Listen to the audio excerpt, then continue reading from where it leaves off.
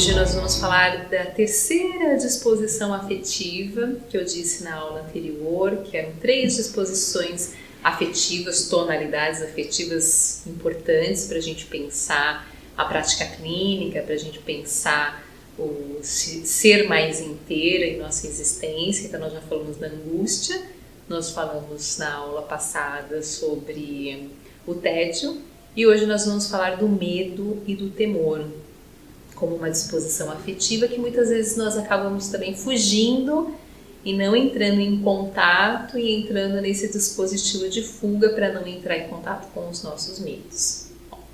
Ao temer, estamos temendo pela nossa integridade física.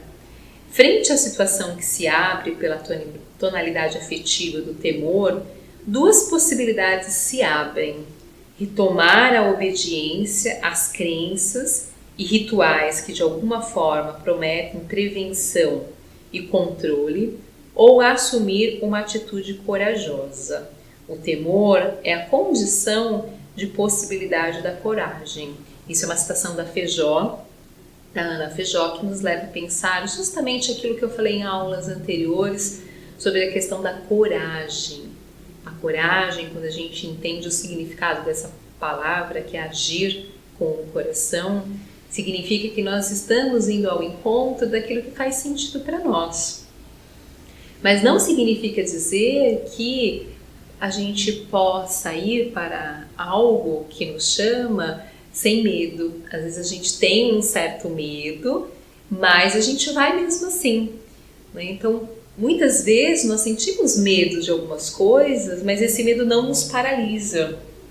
Por quê? Porque nós temos coragem suficiente, nós agimos com o coração, temos coragem suficiente para enfrentar os nossos medos. Mas uma outra condição, que como apareceu aqui, é justamente muitas vezes a gente querer controlar o medo. Muitas vezes a gente, em vez de a gente enfrentar, a gente paralisa. Então o medo ele pode nos trazer essa condição de paralisação. Eu paraliso diante de algo que está por vir, ou me encorajo e vou, né? Um grande exemplo é muitas pessoas, por exemplo, que querem falar em público, dar uma palestra, e tem gente que paralisa diante de uma situação como essa e não consegue falar. E muitas vezes outras pessoas se encorajam e vão, mesmo com medo, mesmo sentindo aquele frio na barriga. Então esse é um ponto tão importante para a gente pensar, tanto para a gente pensar isso em nossa existência, como também para a gente levar essa reflexão para a clínica. Muitas vezes os clientes ficam naquela situação em que eles não vão fazer algo enquanto eles não estiverem totalmente seguros de que nada vai acontecer, de que eles não estarão, de que eles não sentirão medo, de que eles não se sentirão inseguros.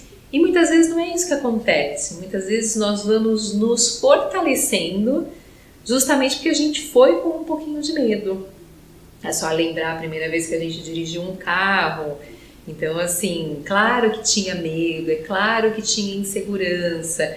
E é justamente a prática que vai fazendo a gente se tornar pessoas mais seguras. Isso é uma coisa interessante de a gente pensar, né? O quanto é nesse enfrentamento, nesse fazer, ir fazendo apesar do medo, ir fazendo apesar da insegurança, é isso que vai nos dando um fortalecimento, é isso que vai nos tornando pessoas mais seguras.